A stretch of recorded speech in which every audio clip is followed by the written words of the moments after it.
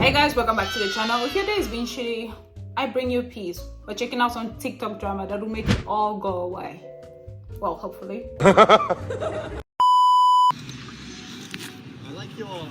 We're just trying to do it, bro. Thank you. Is that your S, is it? Yeah. It's for Sophie? Yeah. It was. Yeah. How long have you been in New Zealand for? Since I was 5. So she's in New Zealand.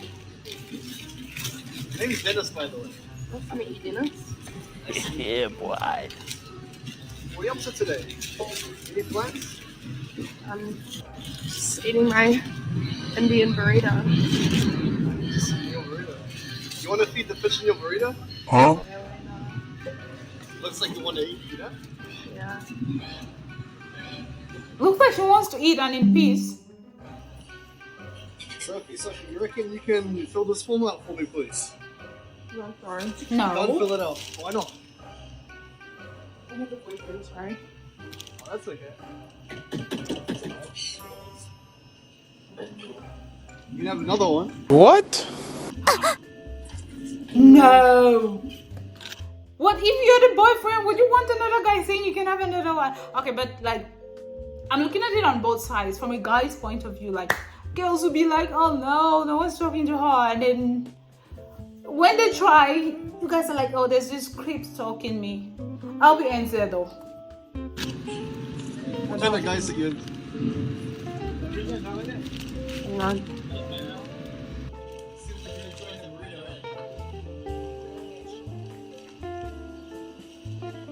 Now you're making it Try worse. something else as well, you know what I'm saying?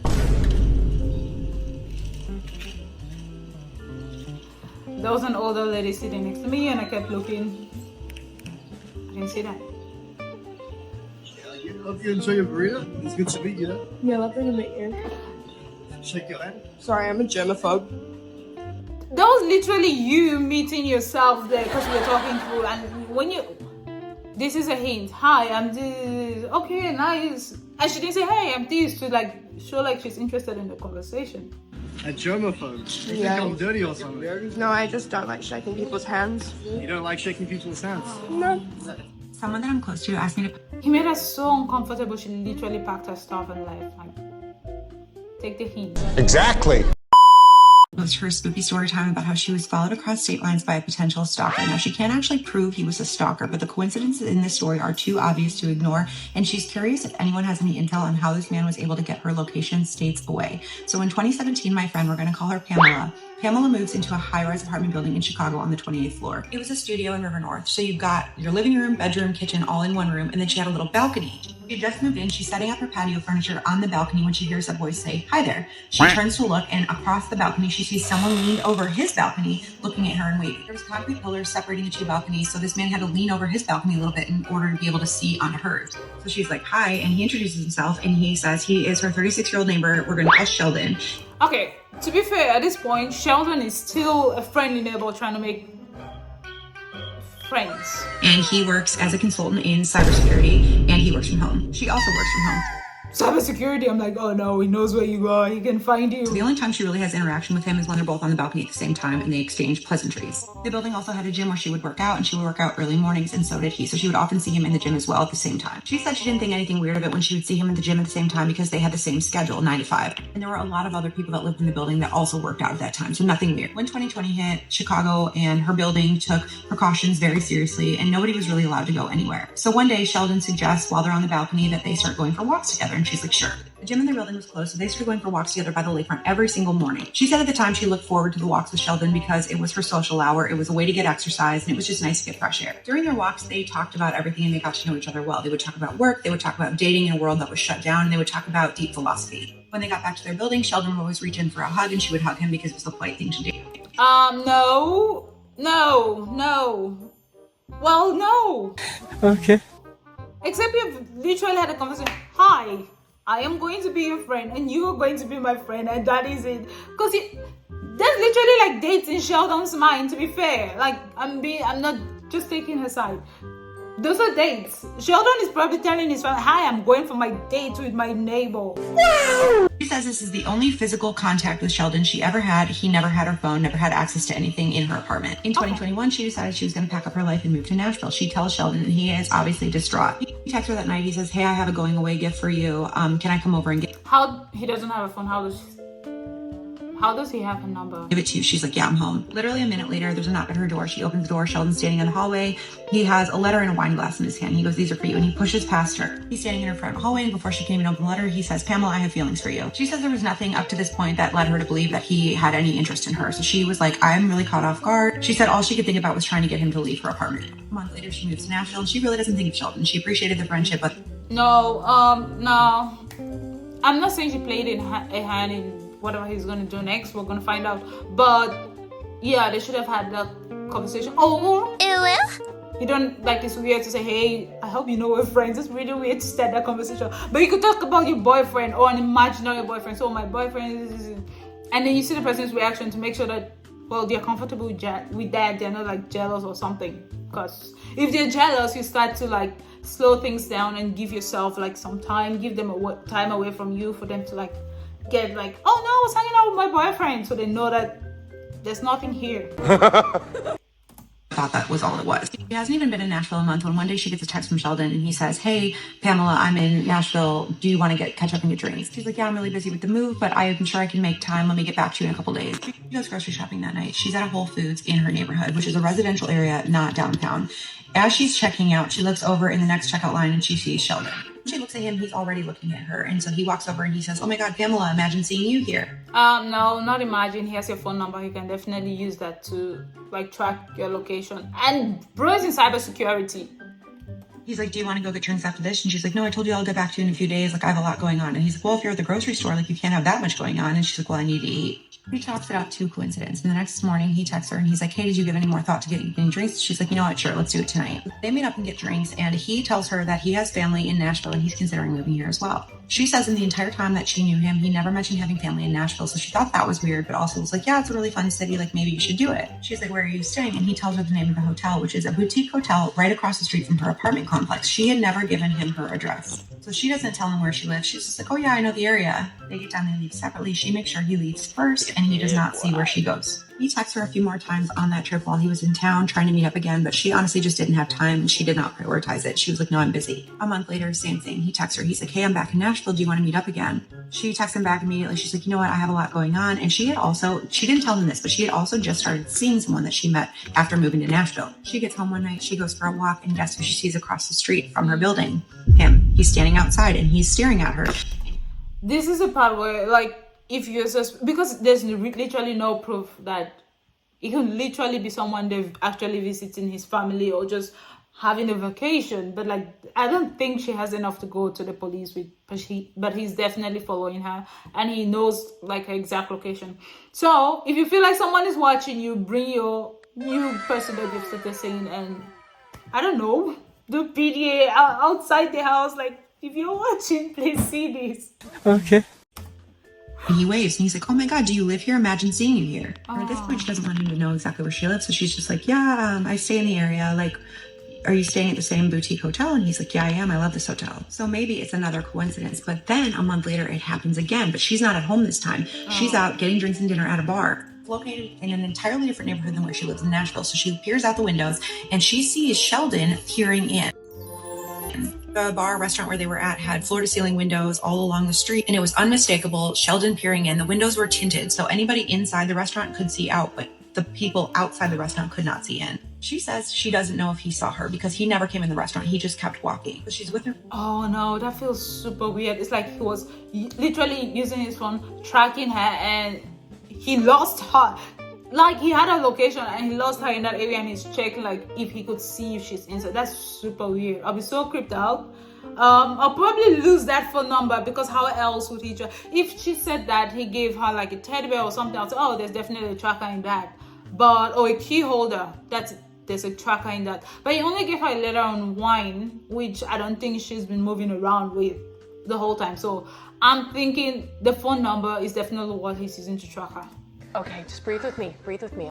Friends, she tells her friends the story and they're like, well, text him and see if he's in Nashville. Maybe it was somebody else. So she texts him. She says, hey, are you in Nashville? And right away he responds. He says, yes. Not like, how did you know? Not like, what are you doing? Just yes. She doesn't respond. Later on, she gets another text from him confessing his feelings, saying that he thinks that they should be together. And she says that, hey, I'm sorry, but I'm seeing someone now. And he goes off on her. He basically tells her that he doesn't think that there's anybody that she could find that could take care of her the way that he could, that he thinks that they're destined to be together. And she just blocks him. She's had enough. She has since moved. She doesn't live at the same apartment complex, and she has not heard from him since. But what do you think? Do you think it was coincidence? Do you think he was stalking her? I think Bro had that information and he was full on stalking her. Coincidences are too obvious to ignore. I think that he was following her somehow, but I don't know how, and we can't figure it out. But she's not entirely convinced that he still doesn't have her location somehow. She actually, when telling me this story, literally said out loud, hi, Sheldon, in case you're listening. And I was like, that's like really messed up. Keep telling me your serious stories, and I'll keep adding them to this. What is it? Someone just tell me! What are you talking about? Uh-oh. Holy Jesus. What is that? What the fuck is that? That is a really long neck for an ordinary person.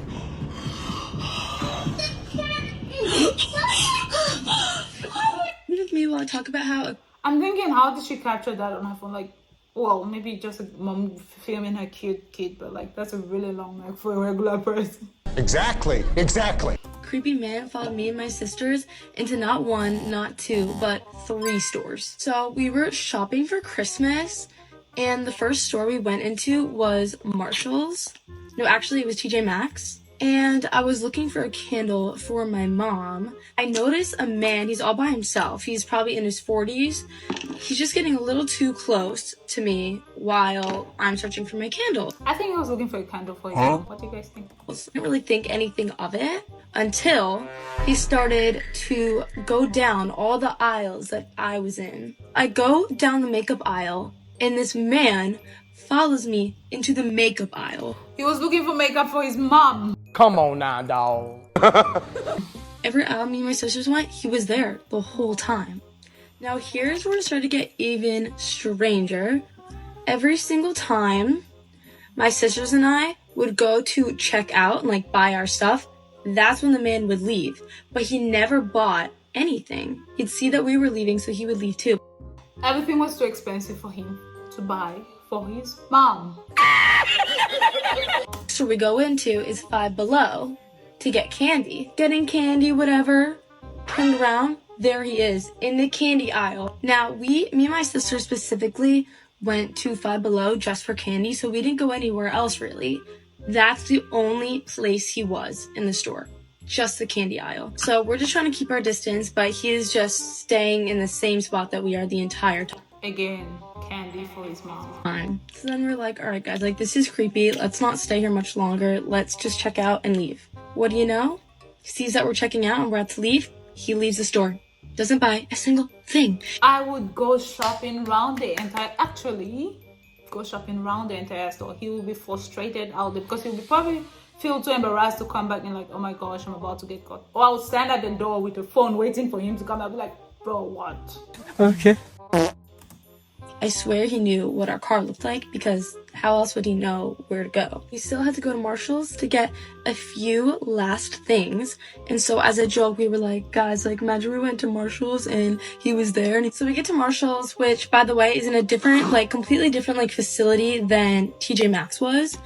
And we're shopping and stuff, you know. My little brother was with us. He's like, guys, like you're not gonna believe this, but there he is. I thought it was funny. I thought he was joking. I was like, haha, Will, like very funny. I turn around, there he is. I was like, no way. I was shocked. Why is he actually here right now? We stick together. There was 4 of us, me and my siblings, and we just did a little buddy system. I kept making eye contact with this man, so I swear he knew that we knew he was following us. We speedrun the rest of our shopping, and we're like, okay, let's get out of here right now. So we go to check out, super quick, I'm keeping my eyes on this guy. And what do you know? He sees that we're leaving, and so he leaves before us. But when we're done checking out, we literally sprint to the car. I get in and spam lock the door. So we're driving home. Me and my other sister are looking to make sure that there's no car that's like behind us for too long. So we get home and nothing ended up happening. Needless to say, I did not sleep that night because I was very scared. Maybe we should have done something else in that situation, called the cops, but yeah, we did not do that. Maybe we should have, but more of the story, always be aware of your surroundings because it's a crazy world out there. I think the only thing that saved them was the eye contact. Like, he knows that he's been caught at this point, and if anything happens, there's like cameras that has him watching them or them watching him. So I think that's why he gave up. Was stalking me for 7 years. How did we get there? I'm sure you guys can tell that I've been a little reluctant to talk about the stalking piece. I think that's threefold. One, I would say, is the thing that scares me the most. Of all the things I've talked about, that's the thing that really gets under my skin and makes my skin crawl. Two, I would say, because it happened later in the timeline, that, we didn't find out about that right away. There were clues that came along the way, and it was over the course of like months and years. Three, we just have the least amount of information from the police about that part, which I'll explain. First, I'll talk about how he was arrested. He left fingerprints, like I showed you guys. He also left DNA. That was something that when he stabbed me in the head, because it was just a kitchen knife from my kitchen, when it impacted the bone, his hand slid on it, and it cut his hand really bad. That's why when he was down on the ground, he was looking at his hands when I first sat up, and then he also left, I didn't tell you guys this yet, but he also left I think he dropped his cell phone, he dropped his ID, he dropped his credit card, he dropped his headphones, all on the ground while we were fighting. So that was all on the ground in my bedroom. So all to say, the police had plenty to catch him with. I was gonna say, it's hard to catch people on stalking, but this one full on, that's literally an attack, not even stalking. He used his fingerprints, they ran him in the system. He was in the system, he was on parole. So this happened on a Thursday night, Friday morning, and they arrested him on Monday at his parole meeting. But I, in the ER, met the detective for the first time. And I won't say his name, I won't share his identity, but I don't think I said this on the podcast, but he's very handsome. And we had the same birthday. So shout out. But so you're meant to be stalked to meet the detective. Is he married? You guys can start counseling on Monday.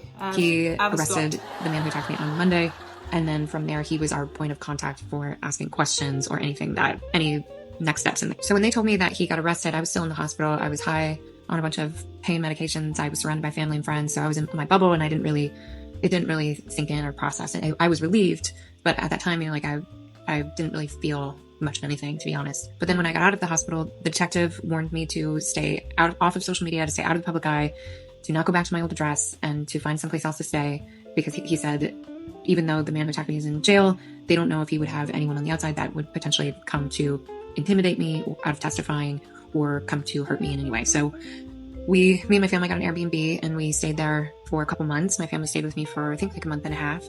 And I think it was, I know it was in the Airbnb that I first started to feel this tickling, where I started to think, was he just walking by on the sidewalk and thought, I'm going to break into this girl's house today? No. Or had he been watching me for a few days? Had he kind of... Imagine how weird it would be, because you literally woke up today, went about your day, and then to find out that someone has literally been following you and stalking you. It's creepy AF. I cased the apartment. It started to creep in this fear that maybe I had been hunted. That was how it felt. That was the fear. Look at the windows at night. At that time, I was staying up all night. I couldn't sleep. And I would stay up all night. I was in a lot of pain from my hand. Then the pain happened. But I would just stare at the windows and wonder if there was someone on the other side. So even though I was afraid, and even though there were these kind of unanswered questions, months went by without any new developments there, any new information there. Other new developments and other new things came in, like the DNA came in and confirmed that it was him, things like that. But as far as him watching me, that still was a mystery. It was about, I think, maybe 6 months after the attack happened in February, and I believe this was in like July or August, that I got a call from the detective. And he was in the car. I could tell that he was in the car driving, and he said, I need to ask you 3 questions, and they're going to sound really strange. And I, of course, said, sure, okay, anything. And the first question was, were you at a party the night of the attack? And I said no, because I wasn't. I got my haircut that day and made dinner and ate it on the couch.